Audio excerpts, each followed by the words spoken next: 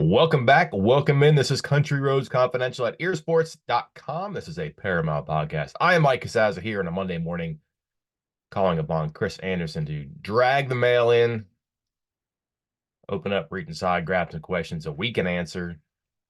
Maybe. I don't know. Slim pickings this time of year. That's the way things go when basketball is going the way it is. And I don't know, Chris, football, do you want to talk about it? Do you not want to talk about it? Is it too good to be true? Do you just enjoy the bliss of the unknown? I don't know, but maybe we can get into that at some point. Maybe not right now. Fact is, focus still on basketball. Football's still a little bit down the road, but there's certainly enough interest to power us through not one episode this week, maybe even two. We're going to start with some basketball. But first, the vigil still going on in this basketball team, or do you think we're kind of like last rites maybe, and maybe they can do something crazy in Kansas City, or is even that too far gone? Is it are we writing this off right now, or is it pretty close, but we're not quite there yet because there's still the what if out there?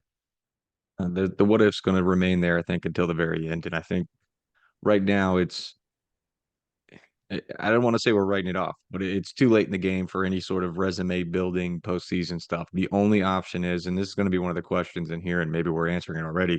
Hmm. Any chance at postseason is a miracle run in Kansas City. And talent wise, individually and with the players, it's possible. It's just a matter of can they find the consistency? Can they get hot at the right time? Can they gel? Because right now it still seems like they're not gelling together. They're not meshing well together and just can't stay consistent enough to be competitive. I mean, they are competitive in this league. They are competitive. Let me take that back. But to actually try to put something together long term over the next several weeks to have a resume. So it's going to have to be one of those Kansas City runs. That's wild when you think about it. Like the best way to get in right now is to go. I don't think 5 for 5 is possible. So they're gonna have to get out of the bottom four spots and then win 4 games in 4 days, and probably get some help around them. Um, I just don't know how they can get enough wins in the regular season. Honestly, that I'm not even sure they can expect to do that right now. Just the way that the schedule is and the way they are. Like I'd forgotten about this. They have two Saturday Mondays left. Like they haven't won on the road yet. They haven't looked particularly good in the road. They're playing Saturday and Monday twice, and one of them's going to be really tough, and the other one is going to be also really tough. Like I'm actually ranking one above the other, which is kind of crazy when you think about it. But like I think about Kansas State, Iowa State, that's going to be super hard. And does that make Texas TCU easier of the two? No. I mean, maybe easier. It's not easy, but they have two of those left. Those haven't been good for them historically through the years, and two of them left, and they're all road games too. I can't believe that. Back half of the schedule, 5 road games, 4 on Saturday, Mondays, 4 home games. And the home team thing that kind of got popped on Saturday against BYU.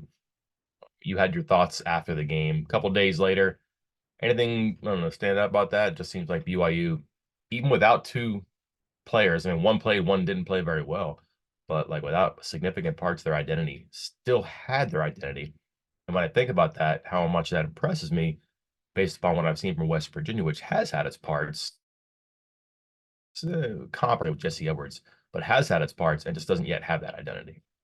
No, it was an impressive showing by BYU. And you go through the stats and you're trying to find things that why and how it happened with West Virginia. And it's just, it felt like, and I said it in my three thoughts and I said it during the game, that when BYU, who is a volume 3 point shooting team, that is their offense, starts out 0 of 7 from beyond the arc, you have to be winning by 5 to 10 points at that juncture in the game.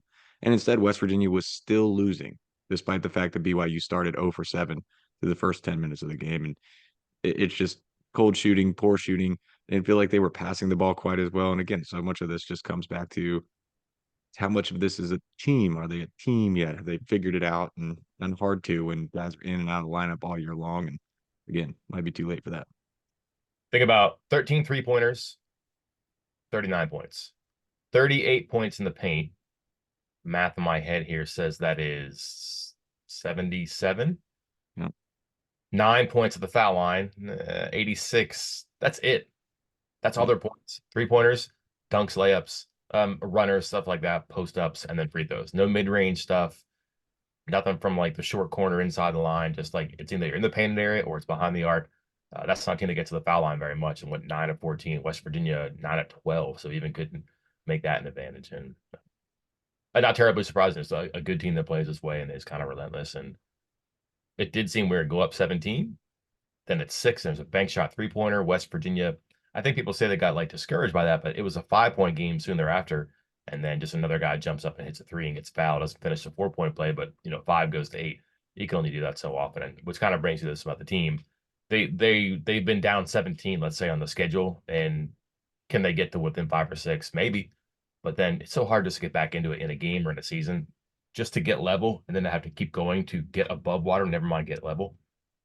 Takes a different gear, and I just don't know. I haven't seen it yet, and we'll see.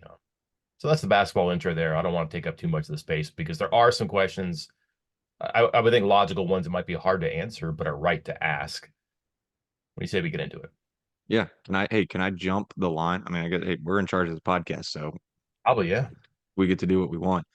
I'm going to ask you a question. You can make it as short of an answer as you want. Okay, not me. Will West Virginia go winless on the road for the entire season?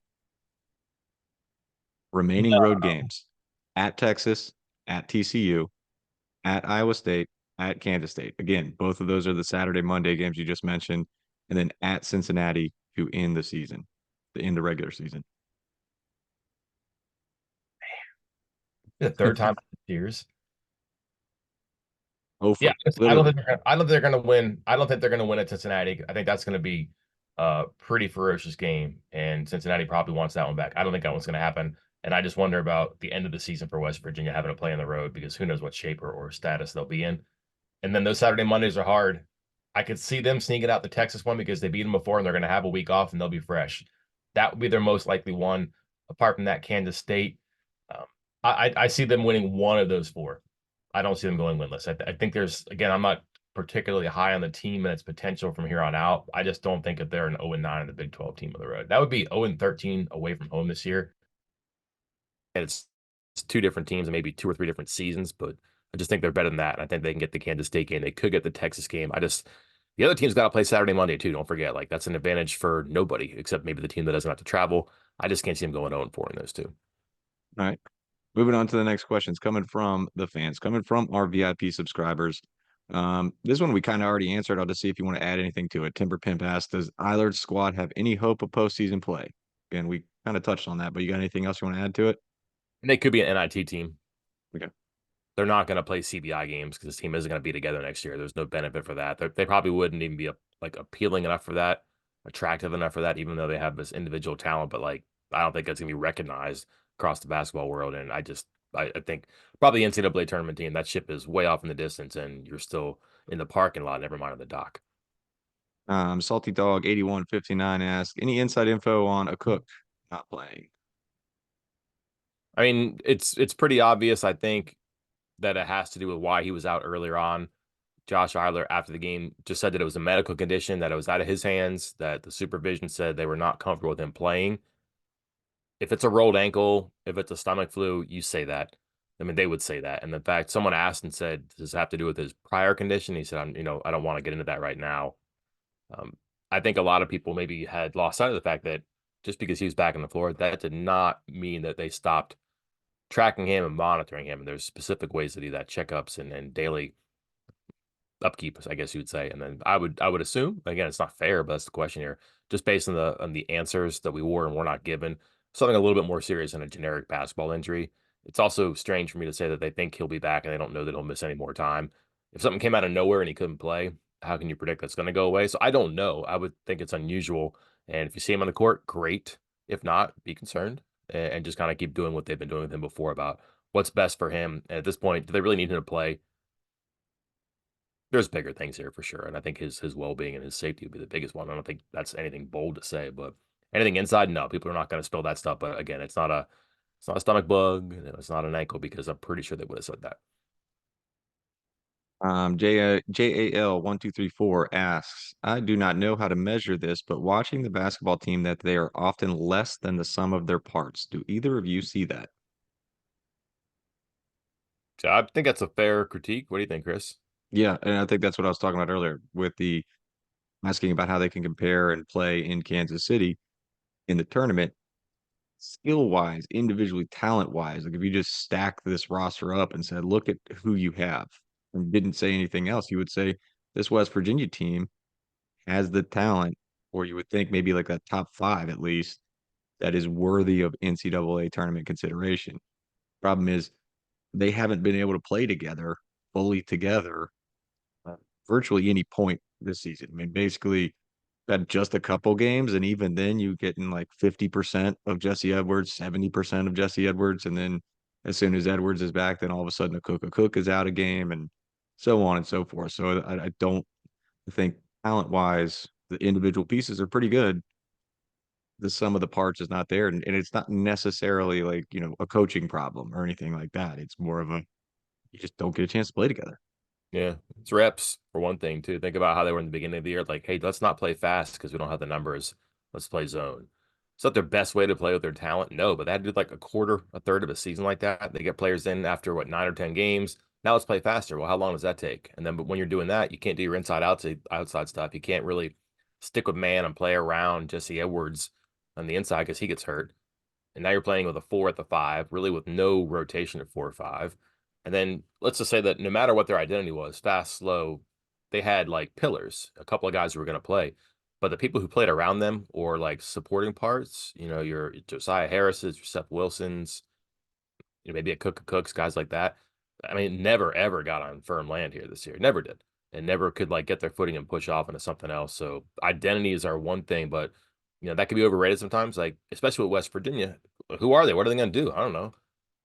Well, neither do they. And if you're trying to figure out like from day to day what you're going to do, it's really hard to build game plans and get your marching orders if it just changes so much. And then because I think so many people are trying to get right, or who are trying to fit in, and that means a lot of people who have the ball or are going to get shots up in the air. That takes away from other stuff around you too naturally. And basketball is weird. Like if you struggle on one side, you're probably going to struggle on the other. And they've had a perpetual problem rebounding. So never been like clear of the docket. Like their problems have always been there somewhere. It just seems like they've never gotten everything out of the way where they can go, okay, we got this. Let's move forward. And that's a huge anchor to drag around for a whole season. Luke Zoolander asks, what is the basketball team's biggest deficiency on defense right now? And what defensive adjustment would you make if you were the coach? I mean, observationally, they don't do anything to disrupt the ball. Like they don't tip passes. They don't really pressure on people. They played a lot of sag defense, which is kind of like a pack line, and you're dropping off the perimeter because you're trying to keep people out of the paint. And that changes a little bit when Jesse Edwards comes back. But now that they're have Edwards and they have a little bit more continuity, um, I'm not sure he's a robust shot blocker right now on one hand, and people don't really mind going at him. Like Traore just kept backing him down and posting him up the other day too. So if you could give me one, if they were better on the perimeter, keeping the ball out, just doing something to discourage passes, like too many passes. Like the ball movement by BYU was exceptional on Saturday. And just not a lot of steals, not a lot of deflected passes, not a lot of like jumping into passing lanes and gapping things. And you can watch players too, like when they guard the ball, they're getting moved like a lot. Like they don't really do anything to disrupt the ball with their hands. Like just poke it in there. Don't hand check the guy, but like do something. Get your arms up and out. Don't just backpedal. And you can watch that. That's like a deficiency with some of these guys too. So just for me, they don't do enough to affect the ball. 100%. Every team looks so comfortable Yeah. out there, like on offense. There's never any pressure. And what I'm about to say, I'm sure is going to get a contingent of the West Virginia fans very excited because they call for it for a year, no matter what the personnel is or the situation. But why not press now? Now you have more bodies, presumably. You have actual length. Like some of these guys on the perimeter that are defending, they're not very good defenders, but they are long, they are athletic. And if you can just tell them, hey man, stop worrying about, proper assignments and whether to go over under screens, all this stuff, go get the ball. Let's start trapping. Let's start pressing up. We're going to make mistakes. They're going to get layups, but half the time we're going to get some steals, or maybe we're going to tip some passes, like you were saying. And if you have Edwards, and you would need a Cook too. It's kind of one of those things where you want to have two of them. 'Cause that's the other part of it. When West Virginia's press Virginia was successful, a shot blocker, and Mhm. Edwards and a Cook are both or were two of the best shot blockers in the nation. So if you can have both of them back there, presumably just one at a time, um, you can really defend the rim if you go out and you press out on the perimeter too. So I mean, it's one of those like, what do you have to lose? What do you have to lose by playing scared on defense and sagging back and not pressing the ball? Screw it. Yeah, push out on them, go for it, see what happens. What's the worst that's going to happen? You're not going to win a road game. Like, just go for it. That would be my adjustment on defense right now. Um, Next question. Hamilton 220 asks, well, going back to home games here. I'm going to leave this one to you, Mike, since you have been at a lot of games over the years and you have seen the ups and downs of this program. He wants to know, does the university keep low attendance records? You've been, memorable games. Have you been to any memorable games where you thought this is the fewest people I've seen in the Coliseum for a men's basketball game ever? Mike. I'll tell you, not under Huggins. I was thinking about this reading the question, and I know that there were some like when I went to school, they were like, I think like that 8-23 year or whatever like that. That there was hardly anybody at some of those games, like the last Catlett year, that separated for a while. And then I covered the Beeline teams. Some of the early Beeline years, they were playing teams that beat them the worst. Like they lost to Northeastern, and like by far, Ron Everhart was the draw for that game because he was coaching Northeastern, right? And there weren't a lot of people for that, and there were just some times that no one knew who they had or what they had in their coach or their team. You're looking at like all these freshmen, like who is this Jermon Duraso Collins? This German guy, Air Bear. Like, what are we doing here? Like, is this a team? We're gonna win in the Big East? And then once that turned, and yeah, they are good. And JD's a pretty good point guard, and Bear is going to play, professional ball in Germany, and probably could be the chancellor if he wanted to. All that stuff kind of came together. Oh my gosh, Mike Gansey, Pittsnock, Fisher, Beeline, all that stuff, and all of a sudden it took off. And that really never leveled. I mean, never like went the other way because the handoff from Beeline to Huggins, basketball was a big deal. Um, they've had good crowds this year. I can't remember times where it's been just like as resigned to a loss or something bad happening as this year. I do think that there's a potential, or I thought there was a potential for this team to have like a great home court advantage because people really wanted it to happen for them. It didn't happen, but the other team doesn't really care about that so much, and they get excited about coming here and winning. But I would say this has been a long time since they've had low numbers that they might be looking at for the last couple of home games here, which is kind of unfortunate for the team and the coach and the process here because it's not going to look good for evaluation purposes. But I would probably go back to those late Catlett years, early Beeline years. It certainly wasn't during the Huggins years. Their games like beginning of the season against UMBC always had pretty big crowds. His 800th win, I think, had 8,888 people. It didn't, but like it had enough that they were like, okay, we can have fun with the number here. And like that was an early season game against a nobody team. It's been a long, long time like that. Does one stick out? There was one in one of maybe Beeline's first season against. I had to look it up, but I want to say that there was like maybe less than 6,000 or something like that. But that's a low number that just doesn't happen here very often. Hard one to answer, but like I can't think of a time like that last Catlett year in the maybe first or second Beeline year. That's where I'm looking. I'm going back and looking at the official attendance numbers Mhm. and think, and correct me if I'm wrong here, they changed how they reported. Like I think maybe back in like 2001, which is what I'm looking at here, 2000, 2001 season, they reported based on actual butts in the seats. And Mhm. now they maybe report by tickets sold because they said there was 11,700 in the Coliseum on Saturday and 10,000 something on Wednesday for the game against Cincinnati. I'm looking at some of these numbers from 2000 and 2001. This is November 21st, 2000 against American. Gail Catlett, it's not his last year, but next to last year, maybe 2,683 people in that game. Hmm.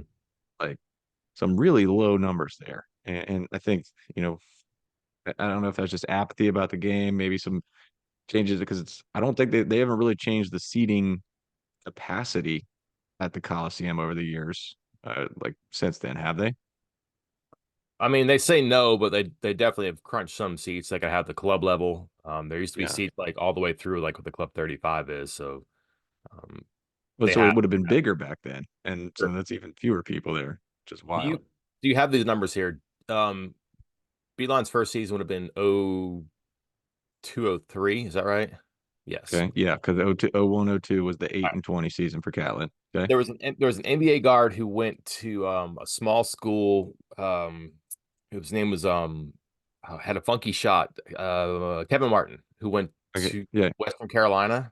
okay, I remember that like scouts were at that game and he was supposed to be like an NBA player, a good player, and there was like 3,000 people there for that game. I remember that yeah. just because the scouts and there was an NBA player who was coming. Yep, 3,861. That's it. So, I was going to say 63, but okay, fine, 61. but yeah, I think for the purpose of this question, I don't know how the reporting goes, but those numbers that you're seeing back in 2000, 2001, 2002 range, like you were talking about, we're talking like the lowest one I saw was like I think it was 2,800 or whatever I said with that game against American, but we're talking 2,800 to 4,800 several times a year in 2000, 2001, 2002. And now I'm looking at the numbers again. This is as reported by WVU, presumably. Home games, like what's the lowest one I'm seeing here? 9,000? Mhm. Yeah, 9,000 something for Bellarmine. So again, I don't know if that's a difference in reporting or just, hey, guys are going to be more interested in West Virginia now than they were then, pretty much no matter what. I think that same year, that Beeline's first year, they played a home game on Super Bowl Sunday too. That couldn't have been a big number. All right, next question. Butler Ear asks, I think we've touched on this one before, but look, we can give an updated version of this. How many of the current basketball players will be back next year? I believe Raekwon, Quinn, Cook, and Jesse are out of eligibility.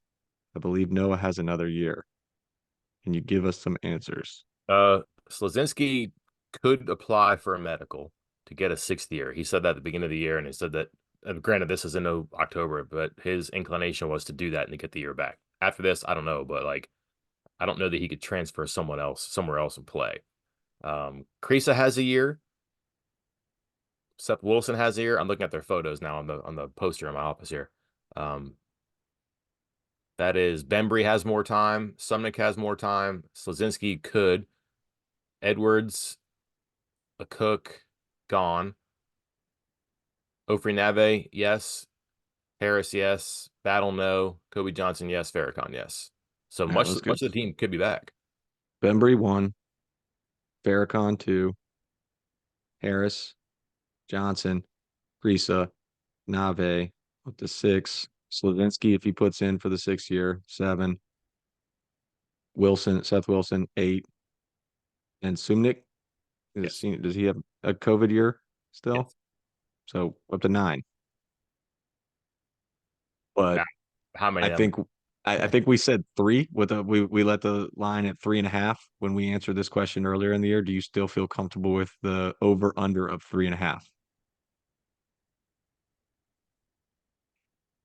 It's gonna be right around there. Like Yeah. I would say it's probably under, yeah. Because like I'm pretty sure Kreisa can graduate and go. I would assume that Seth Wilson and Kobe Johnson would be graduating and going if they wanted to.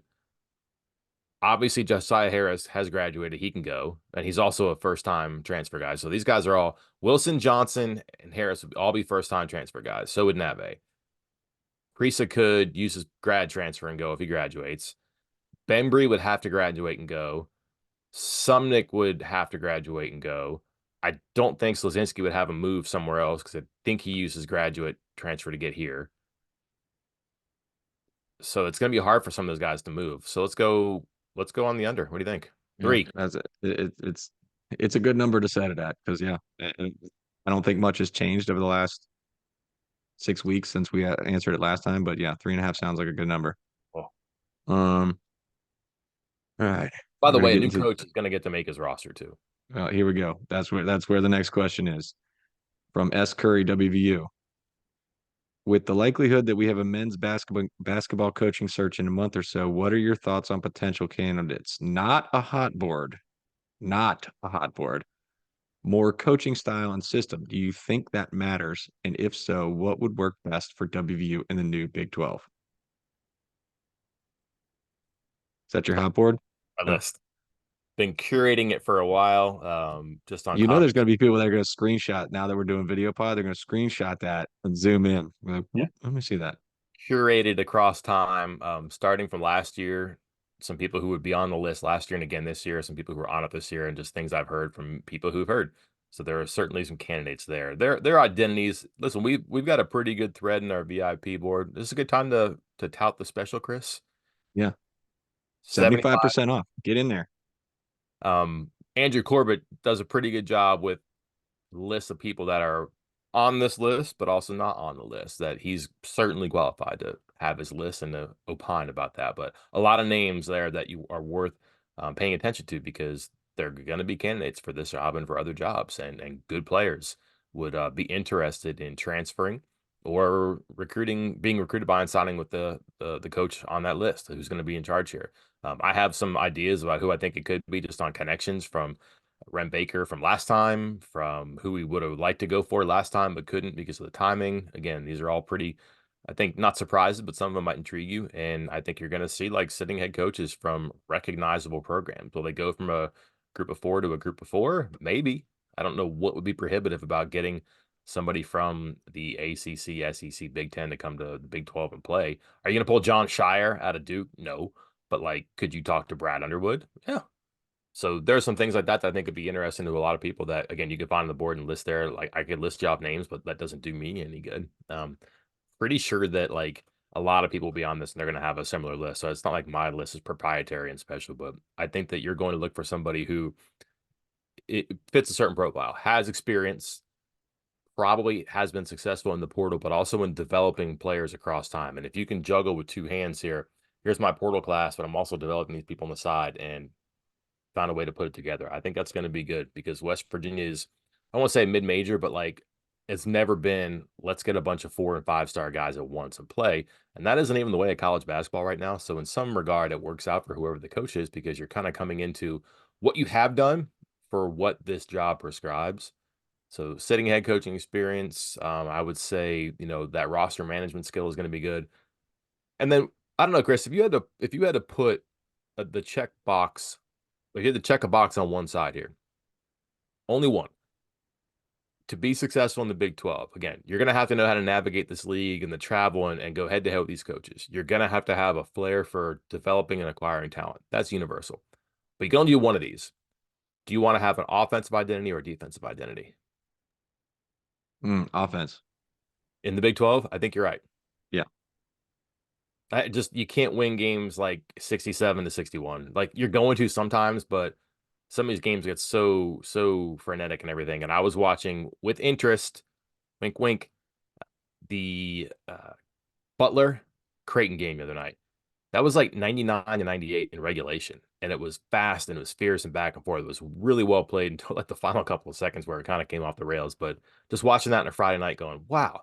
And those are both teams that want to play defense and rang up almost 100 points each because they're really good in offense. And you're going to have to do that. And that's going to be a tournament thing. That's going to be a regular season thing. And I think it's much easier to recruit to an identity on offense. And I think it's much easier to get people to come in who have offensive skills that will fit in. And you can teach them just enough defense or teach them a team concept on defense.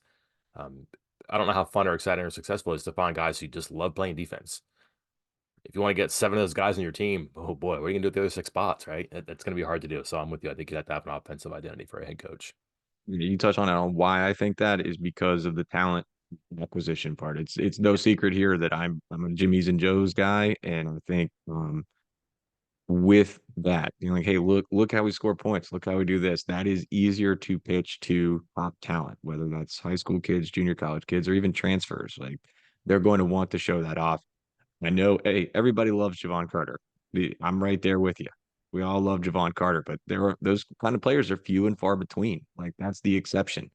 Um, you're going to have to pitch offense to the best talent out there, and if you want to win consistently at the highest level, you got to find the best talent. So I think it's best to put forth your best foot with offense than it is defense at this point in time. Do you have names? Mike, Do you have names? no, I leave the hot board to you. I do a recruiting hot board. I'll leave the coaching hot board to you. I mean, you saw Andrew created that one thread, and now it's on like 500,000 views and thousands of posts of people arguing. I'm good. I'm good. I'll leave that to you guys. Yidio 10 asks, how would you rate the basketball assistant coaches and individual jobs they've done so far? Also, there really hasn't been much said about James Dickey since he was hired. Any inside info on how involved he has been thus far? I think he's kind of like your advisor. He can help you out in some stuff. Um, And what to let me do. look. You mind if I cut in? Is this like the Billy Hahn role, the old Billy Hahn role for Huggins, or more in depth than that? It's probably like, yeah, I guess so, like maybe more official where you don't have to worry about having to whisper or like quietly have the conversation because there are rules about what like a director of operations could do during a game and all that stuff. It's very strange. This is a guy who's like he's allowed to be the guy who can whisper in your ear and say, "Hey, here's what I might do," or "Hey, I remember this time back when I was a Houston coach, and guess what happened? We were in a similar situation and we did this." Like you can do stuff like that, and that's his role. Does he want to go out and recruit and do a whole bunch of on the road stuff and just be like a revved up assistant coach? Maybe he does, but he's not doing that here. He doesn't have to. Maybe he doesn't want to. So he's kind of like the wise man in the room, I would guess, which is good when you look at the staff and the experience they have. You got to have somebody who can do that. Um, listen, I'm not gonna lie to you. I don't know much of anything about what the assistant coaches are doing because I've talked to Ruoff, Butler, and McCabe once this season. It was in November, and if we're being honest, like look at their record and look at the way they play and they come into and they react to certain situations. This is a young staff that has acted like a young staff at times. I mean, that's not an insult. Just like things happen, you're like, wow, timeout, rotation, gimmick, tactic change, something like that. And sometimes it's just so hard the first time through for a lot of people here. And it's not Josh's first time, and it's not necessarily Alex's first time. And gosh knows they all played a bunch and have seen enough games, but like to be actually doing it, it's hard. But I can't. I mean, Chris, do you have a thing that stands out and you're like, wait a minute, Mike, you dummy, don't you remember this where they did this one thing? I don't know. They look prepared, so I'm guessing their scouting reports have been good. I've also seen some times where like they've had players in the game who just haven't been performing well, or you looked at combinations or matchups, and you're like, ah, boy, how'd that happen? And maybe a plan went wrong, or maybe it was the right plan and the players didn't do it. So I put a lot of stuff on players sometimes, which makes this a hard conversation to have because while I just said it's a young staff and maybe it doesn't know or even couldn't know as much right now as you'd like, those guys know a lot about basketball from players and their own experience. And I just think that like sometimes you want stuff to work with players, but the players have to do it. And is that a reflection upon the coaching? I don't know. Nothing about what has happened this year makes me say that one, two, three assistants have done terrific jobs. That doesn't mean they've been bad either. I hope that makes sense. It's kind of hard for me to really know without being under the hood with a lot of this stuff here too, which again, when you're kept at arm's length, it's really hard to do stuff like this in an evaluation. But I also think that I don't think they've led him into like deep waters on accident either. I just think it just hasn't worked out for a whole bunch of reasons that we all know about and they're obvious. It doesn't mean they're not valid though. I'm with you. I don't know what to really take or make of what they've done this year. Like with West Virginia's struggles this year, I don't put any of that on, the assistant coaches or anything like that. And how much have they helped? It's hard to tell. Like you said, we haven't been able to talk to them much. You see during the games, they're kind of rotating who is talking to the players during some of these timeouts. Sometimes it's Alex Ruoff, sometimes it's DeMar Johnson, sometimes it's Eilert, sometimes it's Butler. And, so me personally, I haven't gone back and checked to see what the stretch of basketball play was like in the next 4 minutes after each of those timeouts to really compare. Maybe that's something can do if we get bored one day, but um, it's hard to tell how much of an impact that has. And then the other part of that is recruiting. And really, as far as recruiting goes, I hear that, Jordan McCabe is offering a few kids over the phone or something like that every once in a while, and that's about it. But what do you expect them to do? Like, hey, we're here, first time coaches working for an interim coach for a team that's in bad shape right now with no idea who the head coach will be next season. I don't know how you're supposed to recruit with that. Like you're asking them to do the impossible. So I don't know if we can even judge them on any of that either. Or I know we can't because that's just not fair. McCabe and Ruoff work at the guards. Johnson works with your wings. Butler works with your bigs. And I think you could look at a couple of those positions and say, all right, you know what? Listen, Kreese has played fairly well lately, I think. And maybe he hadn't um, thrilled people with the way he played, but I think once he got his 6'11" rim runner back, all of a sudden he became a little bit more effective. Um, Kobe Johnson's had his moments. Noah Farrakhan has been up and down, but like you could see something with the guards. The bigs, somebody's got to get credit for Pat Sumnick, right? Like you have to do that, and certainly Deshaun's been juggling things there too with a guy who's not a five and guys who aren't fives playing the five while he's waiting for his all conference quality big to come back. And Edwards playing with one hand has been okay. Great one game and okay another game and not so good the first game. So give him again some qualification in your evaluation there. Like you have to look at who he has. And the Wings, I think they'd like to have something more predictable. Never mind more prolific or more potent out of Raekwon Battle, but just something that's a little bit more predictable. I don't know that you would call. I mean, who else is a wing? Josiah Harris has been, when they break the glass and they put him in, he's had some moments there. Maybe that's a guy who deserves more PT, but you can look at certain things and have critiques, but also you could have, some level of satisfaction to each position. Oh, Mike, I think that covers all the basketball. Yeah, I'm looking through here. Football, football, football, football, football. Football's not even going on right now, and we have more football questions than basketball. So Coming back to we're gonna football. have to save all those for the next podcast, but we're gonna get to all of them. I promise all of you. We will answer every single question that was in the thread when we started recording. Um, Again, most of these next ones will be in the football centric podcast. It'll go out later in the week. And two of them, I think, are going to be 3-minute videos. So keep an eye out for those as well. One more question for you. Yeah. Got 2 minutes here. Open week, no game. Sometimes you'll have like a Monday to a Saturday, but this is a Saturday to a Saturday. Um, you're talking about, hey, let's press. I'm talking about, hey, get on the ground and try to figure out an identity. We've all noted like they're playing rotations and combinations in the floor. It's really hard in the season to kind of like sit down, catch your breath, and work on that stuff. They have that time now. Do you see a different version of the team?